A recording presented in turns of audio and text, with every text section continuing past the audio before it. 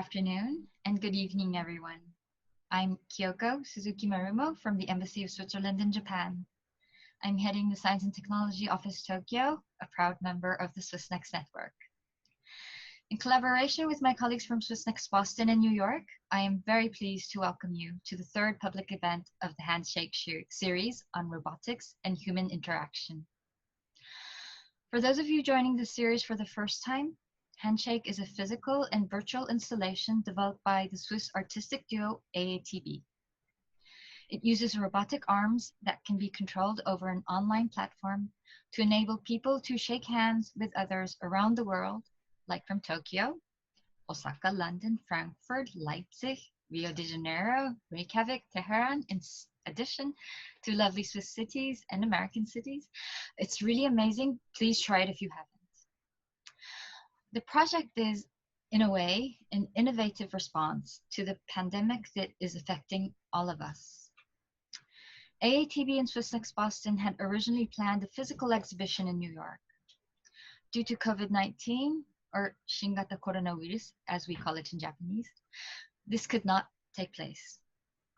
However, instead of giving up, they took advantage of this situation to come up with this brand new format that has brought us, myself from Tokyo, and you, wherever you are on the globe, into this meeting room to think together with our wonderful experts about having non-industrial robots and technologies more accessible in our daily lives and during times of crisis. It's a fascinating and important topic, so we should jump right into the discussion, but please allow me to thank the enablers of this project first. Swissnex Boston, the Consulate General of Switzerland in New York, and the Swiss Federal Office of Culture for initiating the project. Thanks to Swissnex San Francisco, Pro Helvetia, Present Switzerland, and Wanted Design New York for their support and collaboration. The Swissnex network around the world, including my current and former team members from the S&T office Tokyo, as well as my colleague and friend from the US Embassy in Tokyo who helped us reach a broader audience. And you, joining us so early in the morning or late at night or during working hours. And of course, the mostly unnamed hard workers behind this great project, the Swissnex Boston and New York team.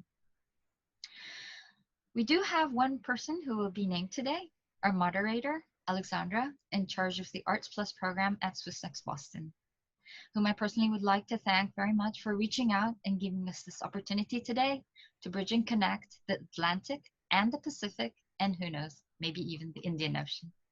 Alex, the screen is yours. Thank you so much, Kyoko.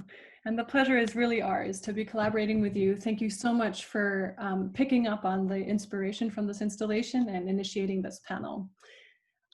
For those of you joining today who have not had the pleasure of interacting with the installation online yet, you can easily multitask. You can listen to us on one tab or in your Zoom window, and my colleague Johanna will post the link to the installation in our chat function shortly, and then you can just click on that and play with the robots while we speak as well. So thank you so much for joining us today. As Kyoko said, from wherever you are, whatever time of day it is. And it's truly amazing what remote collaboration can really enable right now. And it's a great positive side effect of COVID-19 that we're here together presenting you, fascinating content, I hope, on human-robot interaction from all over the world at one place. So thanks again, Kyoko, and your team at the Science and Technology Office at the Swiss Embassy in Japan for collaborating on this. Just a few words on Swissnex Boston and New York. We are the Science and Technology Consulate of Switzerland on the East Coast of the US, and we are dedicated to building bridges and collaborations between Switzerland and the US in the fields of science, technology, innovation, and the arts.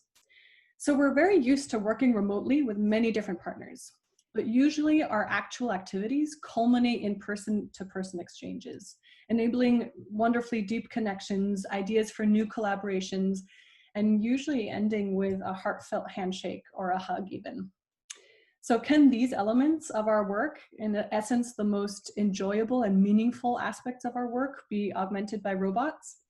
That's what we'll be talking about today. And we'll be talking about how remote collaboration can be made possible with robots, and how robots can help us bring each other closer together, and how building empathy with them can help us get there and beyond what we can do just amongst humans.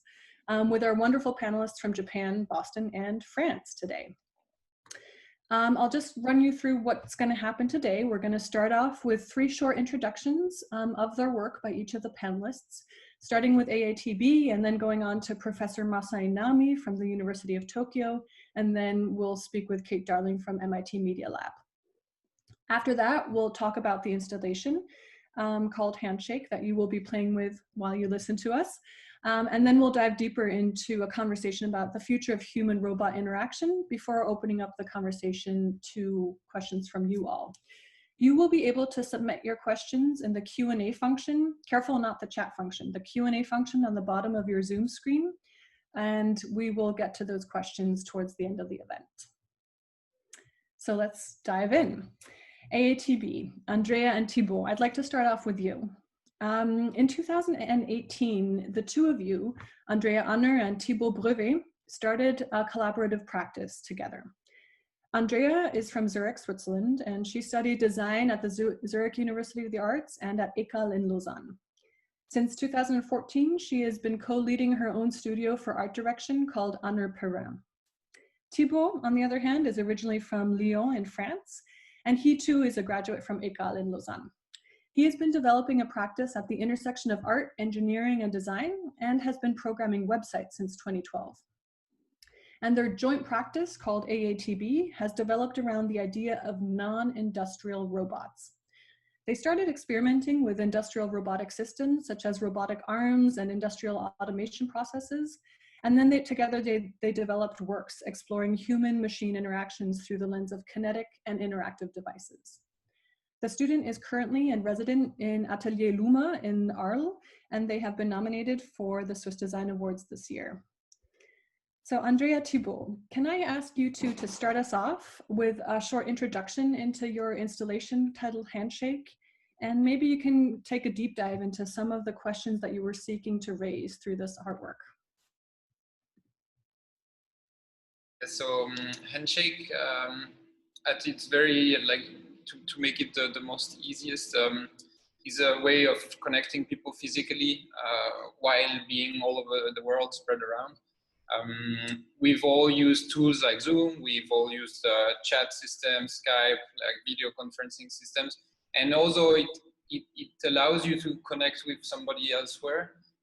It still feels sort of flat, like the experience stays just on the screen, and what we wanted to do was that the experience does not only happen between 2 screens and just voice, but also knowing that somewhere on Earth there is actually a physical encounter between 2 persons. So the project is actually behind us. You can see it while we are talking. Allows people to connect to a website, so handshake.aatb.ch, and take over control of one of the hands, and someone else around the world will take control of another hand. So if you're lucky to have somebody at the same time, you can play around, and it's actually happening here. It's not just 2 screens around. And so for us, it was a way to explore really what happens when it's not just a video feed that you're like telephone call or video call, but knowing that you're actually like weirdly touching somebody somewhere.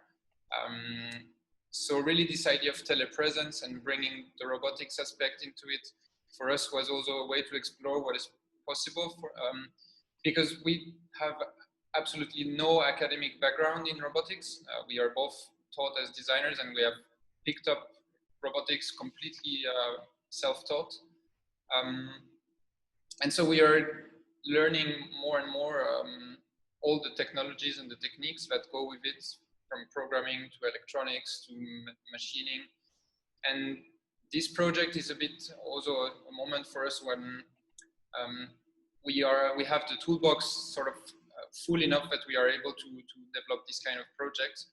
And it's really a way of questioning the value of the experience.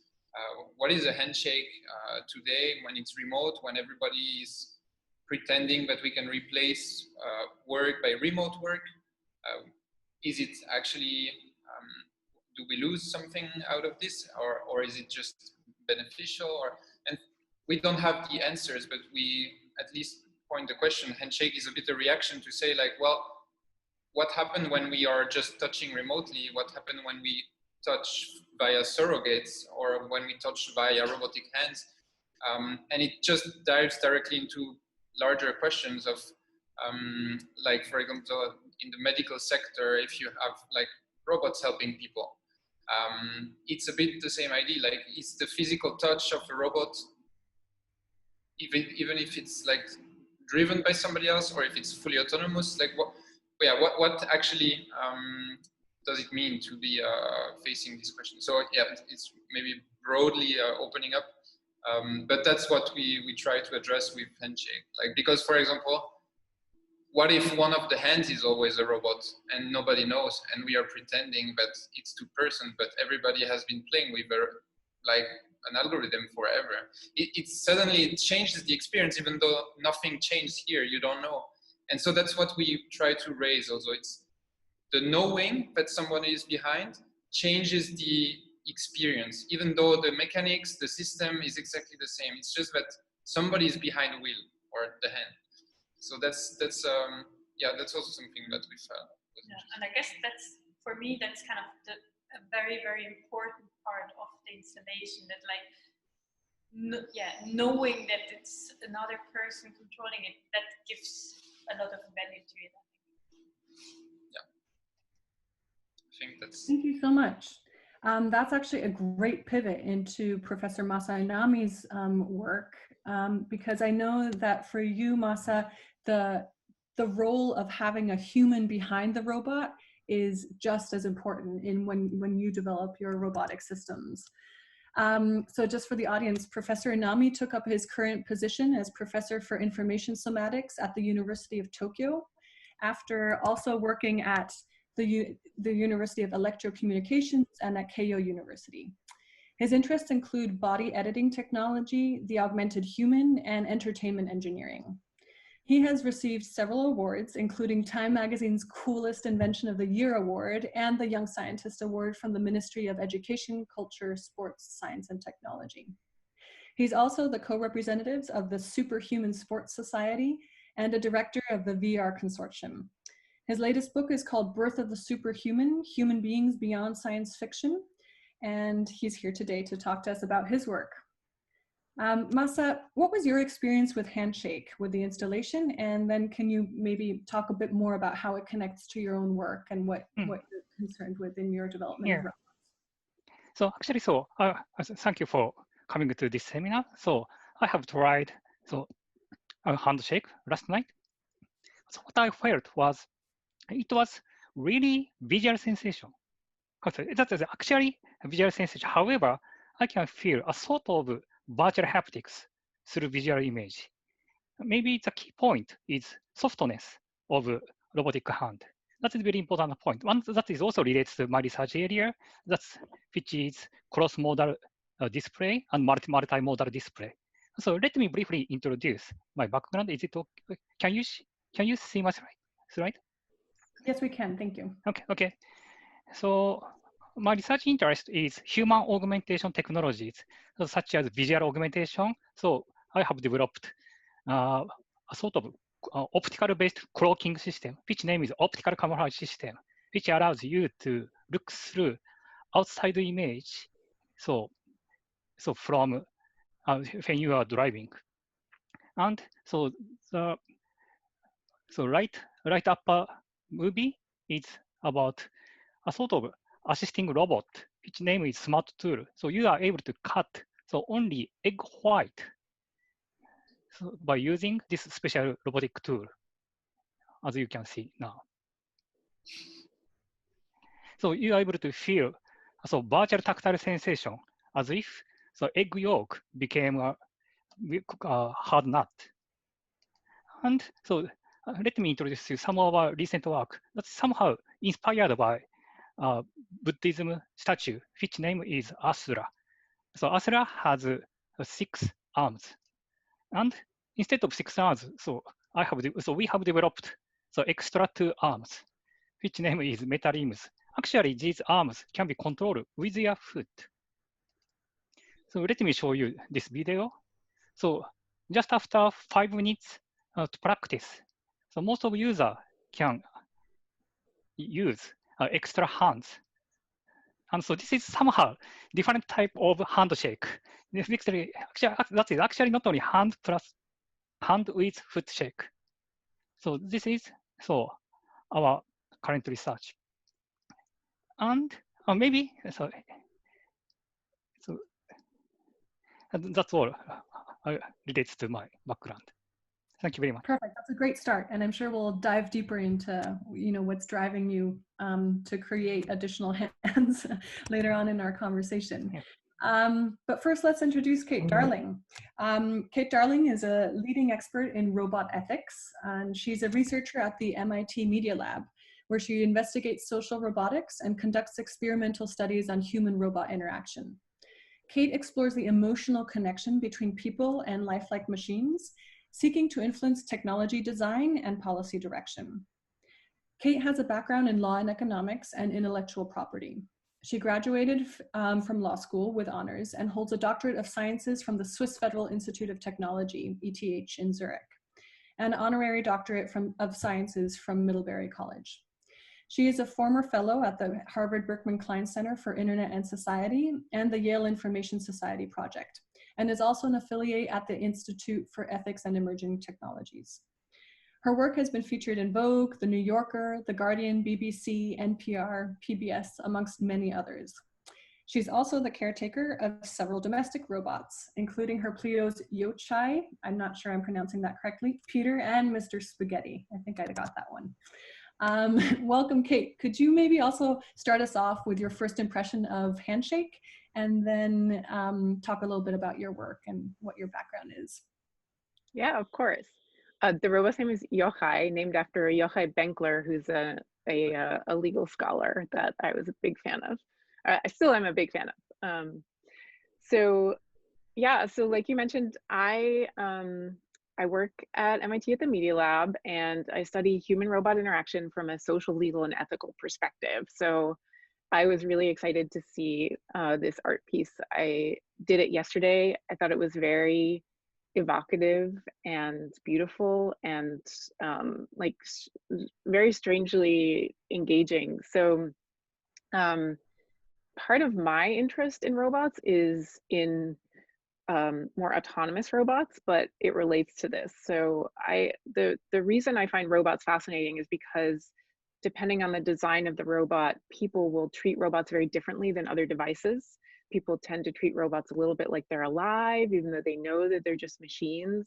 So for example, robot vacuum cleaners, over 80% of them have names, even though people don't name their handheld Dyson vacuum.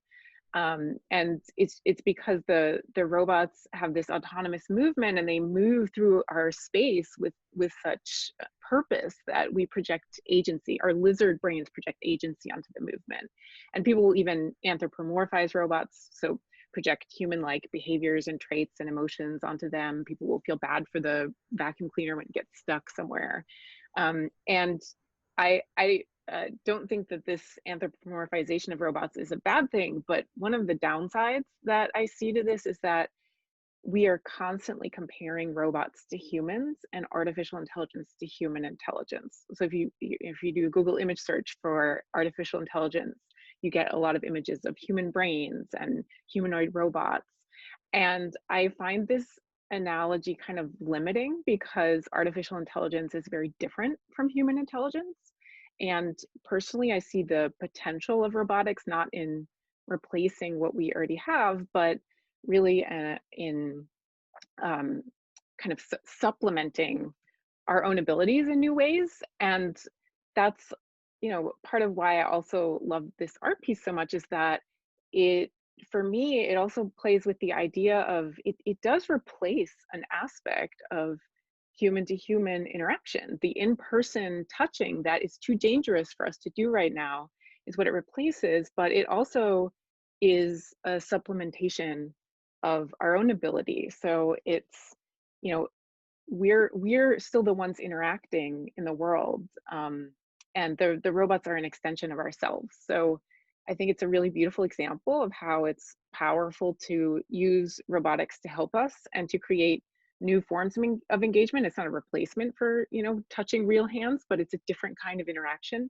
that I think is really powerful and interesting. And I also think it illustrates that we really need to think outside of the box when it comes to robotic design. You know, instead of trying to replace human labor or human caretaking, how can we partner with this technology and what we're trying to achieve?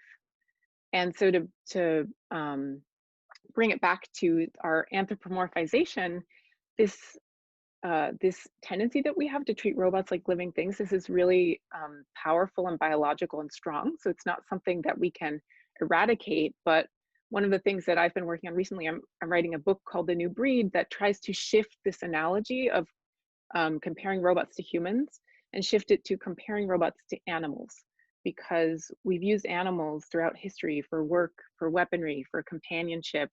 And we've partnered with animals not because they do what we do, but because their skills are supplemental to ours. And so trying to reshift this analogy for us to think about robots this way as well as a new type of skill and intelligence that we can draw on in what we're trying to achieve. Great, thank you so much.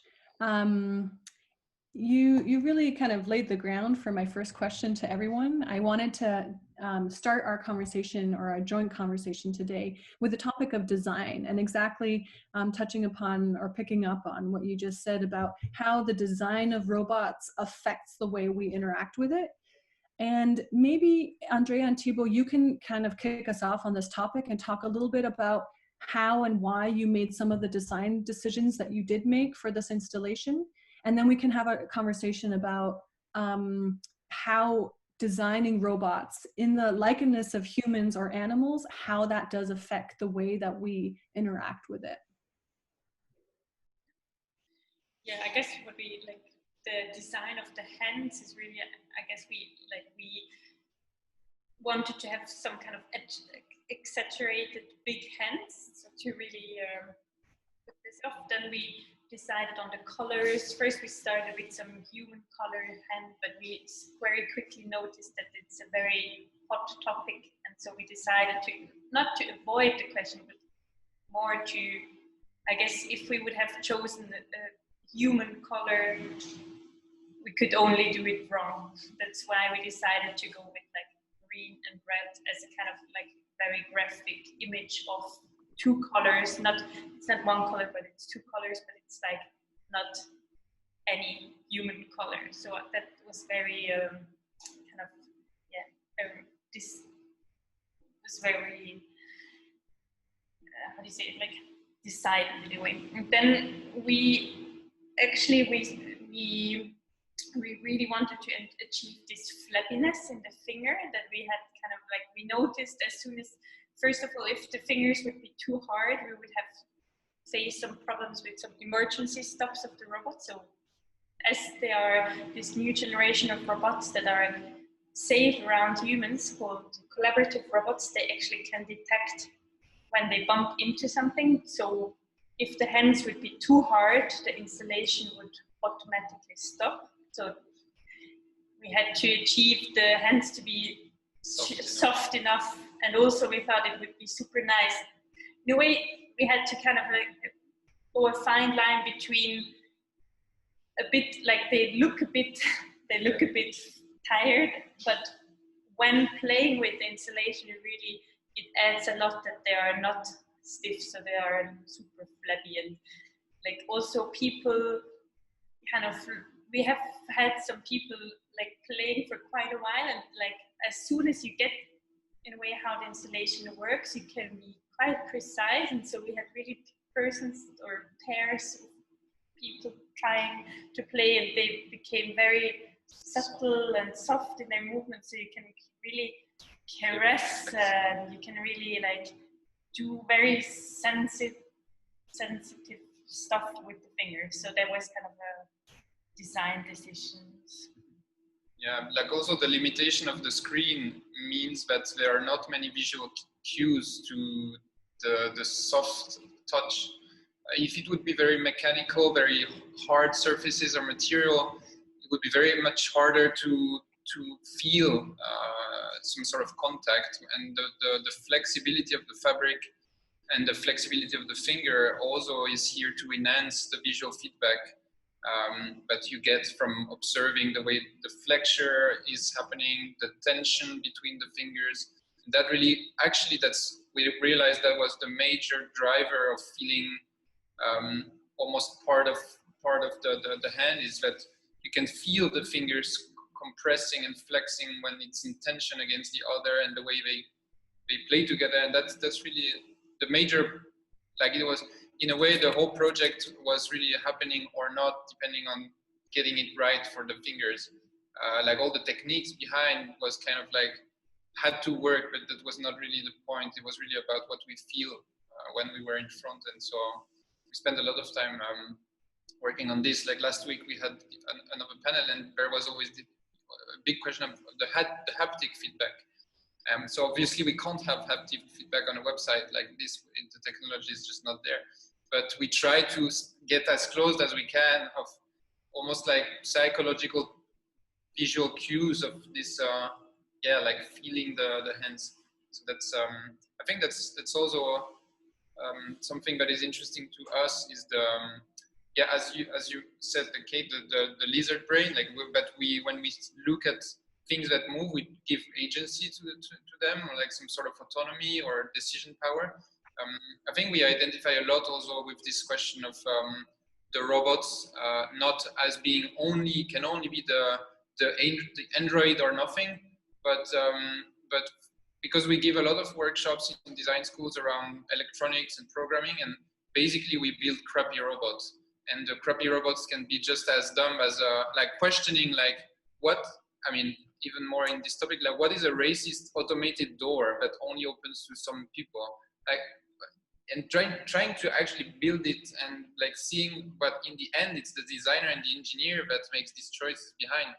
And so teaching the students that when you conceptualize these ideas of like, okay, what if you have this sensor and these few lines of scripting, and actually it becomes already a very simple robot. It's a bit like the level of the ant compared to having a very evolved animal, but somehow it's all on the scale of very simple to very complex. And I think we try also to approach these questions of with our robots that are not like a Ph.D. grade MIT or EPFL complex level, but trying to experiment with these systems. And yeah, for us, anything that kind of has inputs, decisions, and outputs is a robot. Like, that's our definition of it in our studio, and we just try to play with these definitions. So I got a bit off track of the hands thing now, but that's a bit interesting point.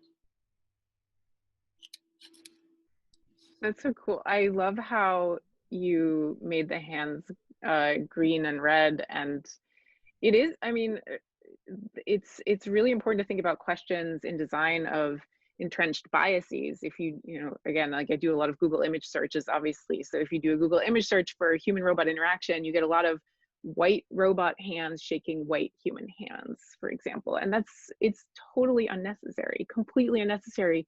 We can build whatever we want. And we've actually learned, people sometimes assume that because we treat robots like living things and we anthropomorphize them, that the best robot for social interaction is a robot that looks just like a human. And that's actually not true. Design goes such a far way in setting people's expectations. So for example, if you had a humanoid robot vacuum in your home, you would have very different expectations for it than you do for like the little disc vacuum cleaner that you have. And you would be disappointed because the humanoid robots never live up to people's expectations, neither in intelligence nor in how they move or behave. And it's unnecessary because we've learned through, you know, over 100 years of animation that all you really need to do is take a little bit of human expression and emotion and put it into a character. So like Pixar and Disney are like great at this. They take, you know, a baby-like expression, they put it in a bunny, and it doesn't have to look human. It's better than human. And so I find it so limiting that many people are very, you know, focused on building humanoid robots and recreating ourselves. And I understand that we have a fascination with that, and like artistically, I think that's interesting, but I think it's very unnecessary for our social interactions with robots. And it actually, it can help, it can entrench stereotypes and biases in ways that I just, why are we doing that? We can create whatever we want. Why wouldn't we create something new? So may I add one thing? So I'm researching some haptic issue of handshaking. So one important point is, so we don't have any color. So when we perceive touching sensation has no color. Maybe so humanoid robot or handshaking robot, of course, might have color for visual sensation, but for our tactile sensation, haptic sensation, we don't care of any color. That is one point. The second point is maybe, as I mentioned before, softness of your robot is quite important. So let me show you one quick demonstration here. It was developed by Professor Kate Watanabe, which is named visual haptics. So now you can see my mouse cursor. Can you see my cursor? And so when I move this mouse cursor under this slide, mouse cursor is vibrating. And after that, it's normal and vibrating.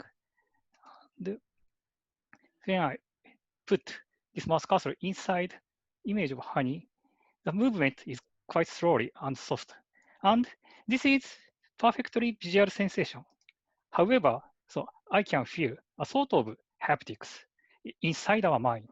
That is not sensation, but a sort of perception and cognition level. I believe so. Your installation perfectly use such kind of effect. So I was really impressed with your artwork. Thank you very much. Thank you so much. Maybe we can stay on that topic of haptics, and you could maybe talk a little bit about how you integrate haptics into your own work, Massa. I know that you were involved in the development of the technology behind Nintendo Switch, which has been wildly popular now during COVID-19, which is heavily built on haptic feedback. How does haptic feedback play into your design of your robots? And maybe you can also touch upon the topic of humanoid design and what your reflections are there in designing your own robots. So, can I continue? Okay.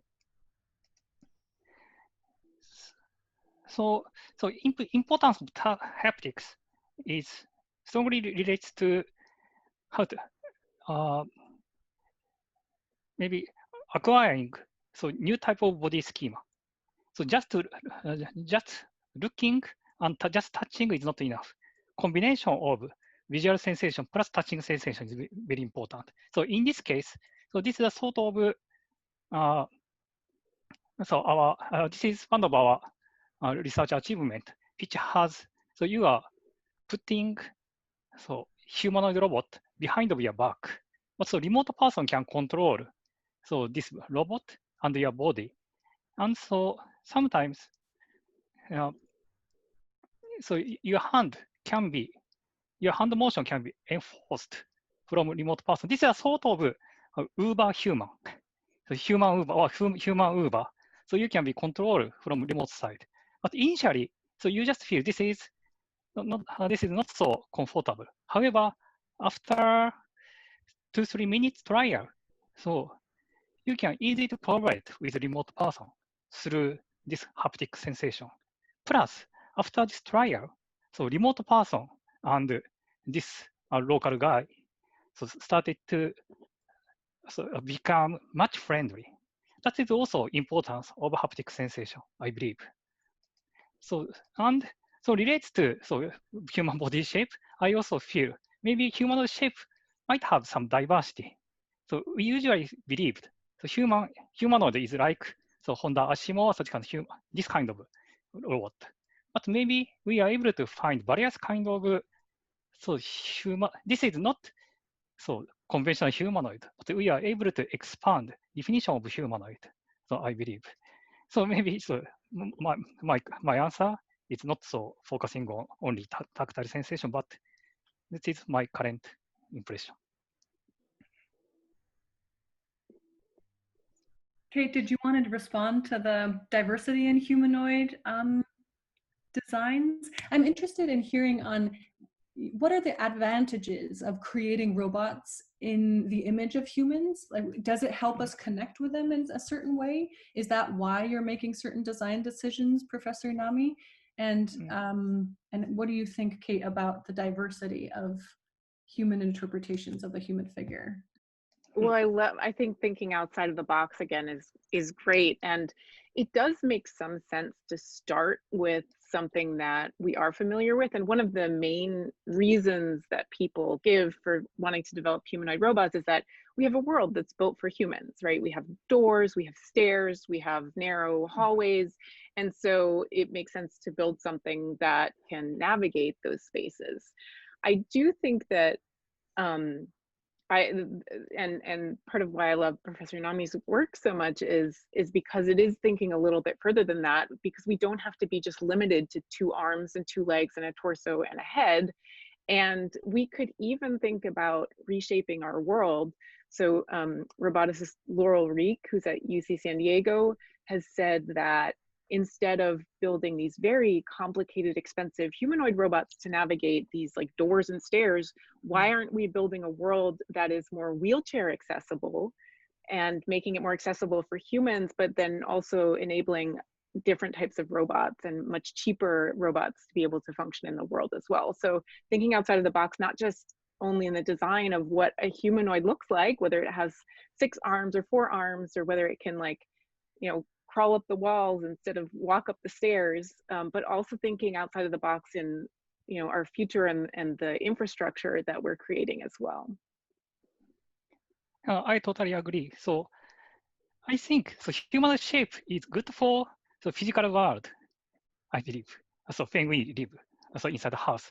But so just now we are under COVID-19, and so we also need to care of so post-COVID. Then so now we started to live in not only physical world, but also cyber or digital world. If we do some tasks, so in physical world and cyber world simultaneously, maybe so we can design new type of human body or new type of human shape. This is my current vision, but not perfect, not confirmed. That's why I think so. We can care of, we can start to think about diversity of humanoid shape. How does in your process of developing your robots, do you collaborate with designers, and if yes, how, in coming up with the best design to achieve the functionality that you're trying to develop? Oh, so we have both process. Sometimes, so it's coming from my dream, but sometimes, so based on this kind of discussion, so it's not only among engineers, but also some designers or artists. So we started to build, or we started to think what we should build. Then, so we just start collaboration. So based on so new motivation and new vision of research. This is our current style. So there is a lot of collaboration. Andrea and Thibaut, what's your experience as designers in the world of robotics? I know that you're aliens sometimes, but how does that feel on the other side, and where do you see potential? I think like well, our experience coming, let's say we sneaked through the back door of the robotics field, coming from the design and the art world. So we are discovering every day the whole way the industry is working and the academic field is working. So how the research labs are working, how the large like corporations are developing robotic system, how the whole ecosystem is. And so for us, like for now, it feels that these, or maybe it's the wrong impression, but we feel that the design has been pretty much left out of robotics and automation in general. So most of the decision power has been left out to engineers. And so, like, we felt before talking with a lot of people in conferences that they would be aware or of all the ethical decisions that goes into building these systems and implementing them and embedding them in like society. But we also saw that a lot of people that have extremely advanced knowledge of some niche, like technical things, also were completely not interested in the larger picture of what they were building. So that's a bit like, because we come from the opposite side, like we come from looking at the whole big picture and then slowly like building our way down. And so it's more like we start from the bigger questions and we try to see how we can make projects that talk about this, and then getting down to the bolt and the nuts. While sometimes maybe in the labs, you start from the nuts and the bolts and then you might miss the larger picture of what you're doing. And I think like it's showing somehow in some of the big research labs, like I don't know, like for example, the spot robot is amazing. We tried it, but it feels like nobody has any clue what to do out of it. And so it's this funny moment, because it's like, it's incredible. Like we tried it and we were like, wow, like we want one, it's so cool. But at the same time, it feels like there are these millions and millions thrown at developing this and nobody has any clue what it's useful for, which I think is almost like an art project for now, because it's almost like an artwork.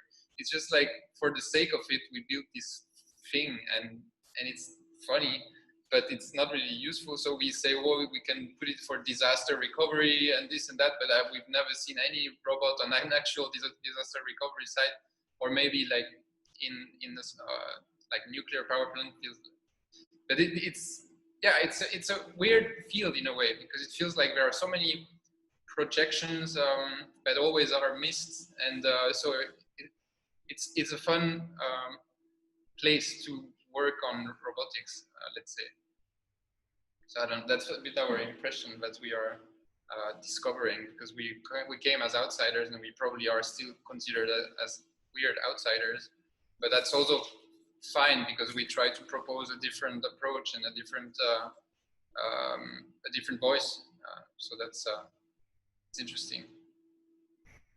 It's so important too, because we've had robots for a long time, but right now they're moving into shared spaces all of a sudden, into workplaces, households, public spaces. We just, a year ago, a bunch of grocery stores on the East Coast rolled out these aisle robots that move through the store. And if you look into it, like, these robots are being built by small teams of engineers who are very, very focused on getting the technology to work correctly, but they don't think at all about how the robot is going to be perceived when it's integrated into a space where there are shoppers. And so people hate these robots, they hate them.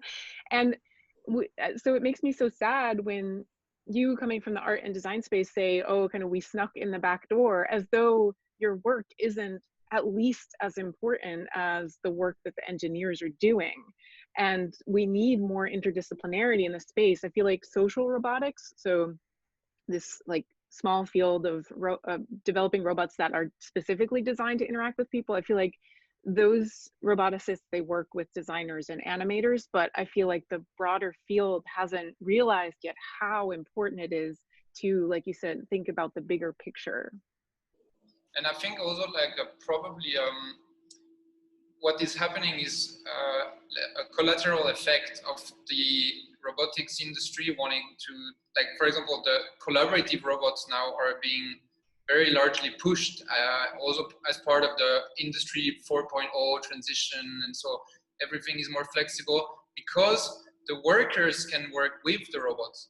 And I think that it's a bit like a strategic mistake that is biting them in the ass, but they didn't plan that when you actually start to have the robot talking and working with people, now you actually, it's not anymore engineering questions. It's design questions, it's user experience questions, it's social problems and questions. And these are not solved by engineering. And so I think what's happening is the field is having or from our perspective, probably the field is having this recognition for a long time, but it's maybe for us, at least the fact that we entered this field is also a symptom of this transition. That because they wanted to have the robots more flexible and working more with humans, the technology now has reached a point where you can put these robots in our studio and it's fine. And so now it's not anymore about engineering in a factory, it's about thinking about everything else in society. And so that we think that's a bit, that's what the thesis to which we founded the studio, is that we feel that today robotics are not anymore about engineering. It's been pretty much solved. It's a solved problem to have two robotic arms. And so the question is more like, what are we going to do with these robots? And so that's, yeah, exactly. Like most of the time it's missing the point because it's solved as an engineering problem when it's not anymore. And so, So as an engineer, I totally agree with your opinion. I think mechanical engineering is territory of engineers. However, robotics is not only for engineers. So as you might know, so this year is 100 years anniversary of robot. So 100 years ago, so Karel Čapek wrote a book which name is Lossum Universal Robot. And robotics appeared among fiction and liberal arts area. I still believe.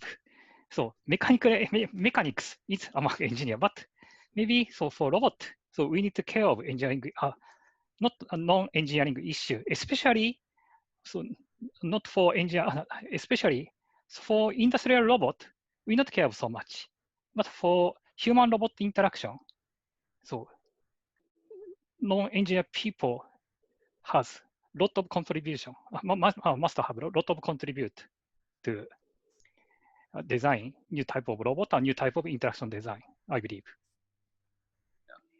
And in that contribution, I know that in one of our previous conversations, Massa, you mentioned that creating together and having that experience of really collaborating with a robot is a really important element of successful human-robot interaction, of course. Could you talk a little bit about how you integrate that thinking into the design of your robots? So, initially, so we just start talking about maybe future vision. How to say? What should we make? Not how do we achieve. So that's important. So our engineer usually care of how we build, but that is NG word, I believe. So most important point is what we both were among us, so we can share the vision and goal. Then, so both of us started to consider how we achieve, or how we design exterior, or some functions. That is important point. So most bad collaboration was initially engineer developed some random robot, and after that ask designer, please design better. That is worst collaboration based on my experience. So we should discuss from initial phase, I believe. Yeah. No, it sounds like we all agree on that, or at least you and AATB agree on that. But let's talk about physicality. Andrea Thibault, you just got back from a trip to Switzerland and you left your robots at home alone for the first time in this installation. And you were talking about that with me and saying, ooh, you know, it felt a little strange leaving them on their own and letting them have a life of their own. How important is that physical component of robots in creating that real sense of collaboration for humans? Maybe you can start us off, but I know that Kate, you think about this a lot as well.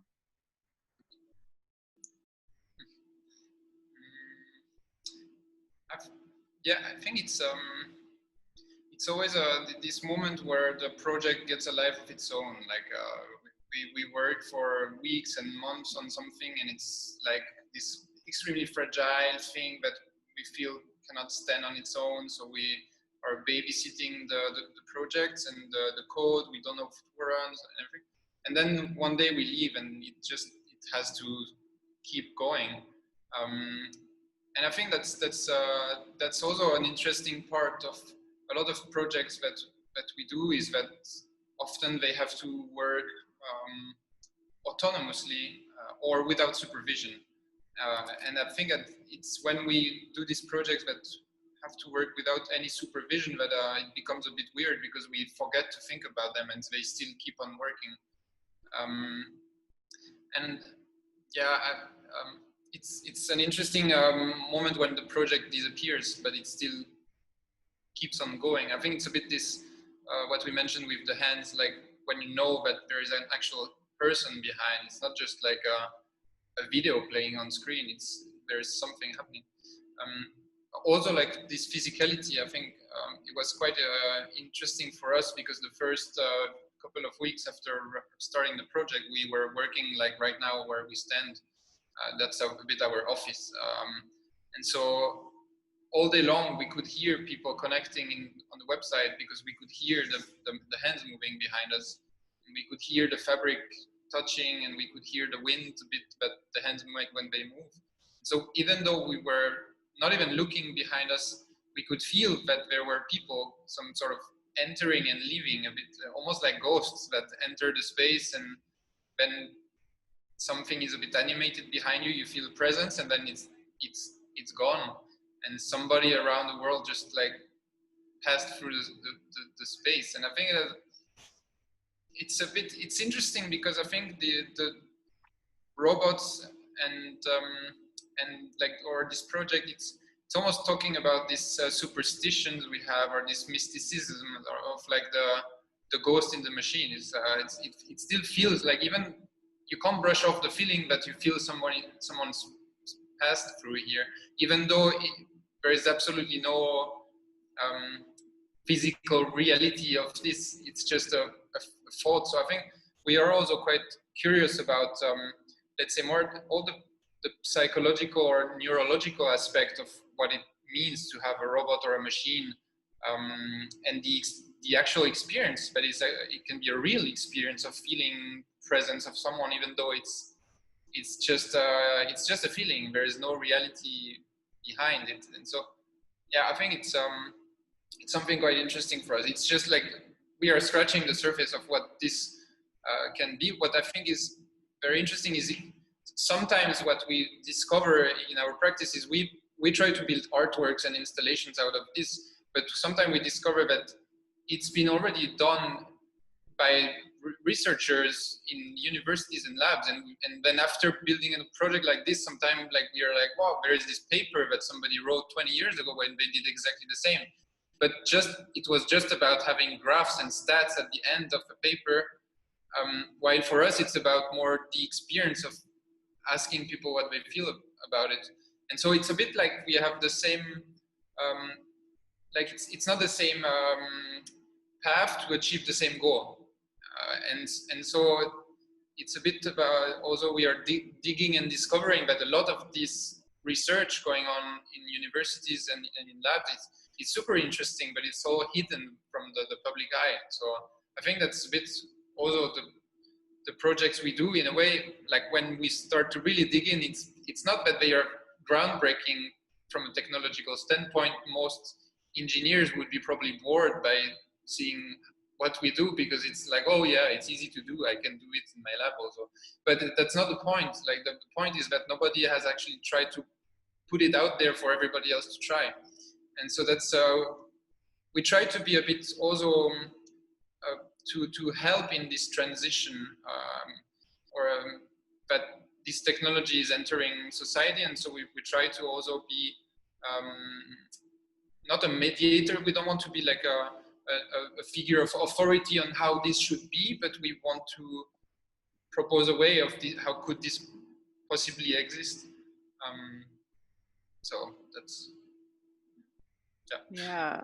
I think that, you know, everyone wants to talk about AI these days, and AI is coming, but the reason that I'm so interested in physical robots, and I think people underestimate how profound it is going to be to have these physical robots in our space. And it's also part of why Professor Inami's work is so interesting, because he's starting to bridge the divide between virtual and physical. And research shows that we respond very differently to something in our physical space than something on a screen. We're incredibly physical creatures. It's very visceral, you know, a huge percentage of our communication is body language. And you can see it.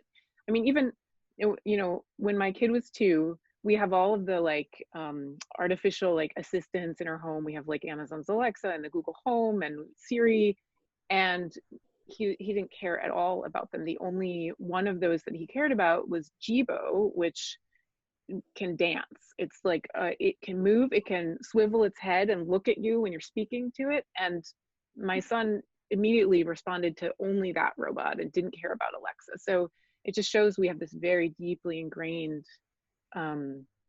the physical presence is so important to our communication, and we're going to be seeing more of that, which is very exciting.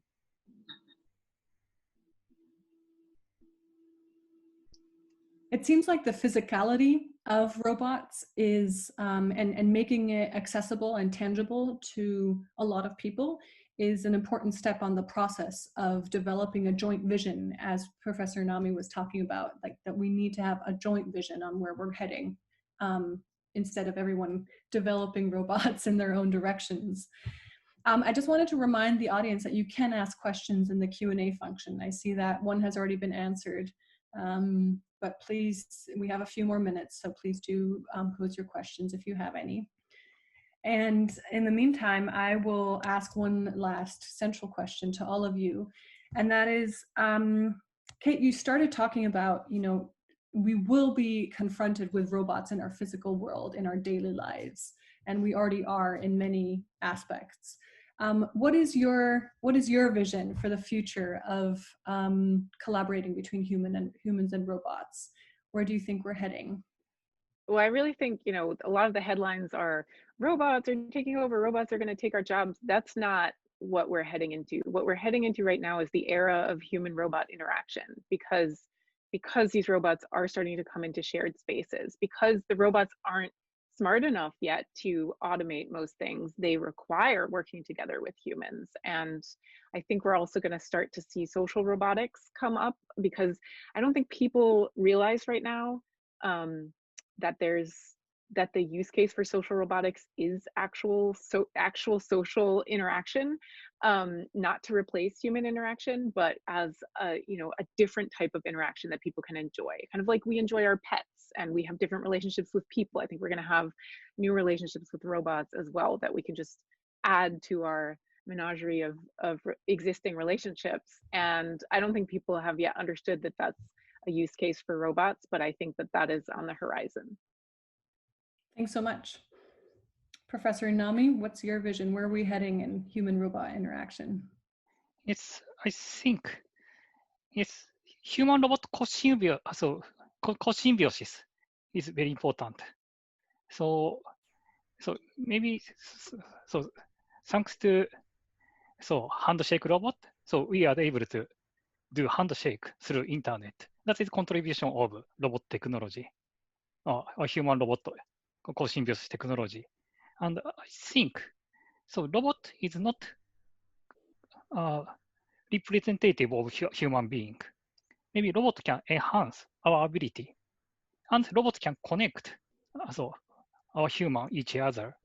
That's why handshake is important. And maybe if we are able to develop new type of communication robot, new type of robot to connect,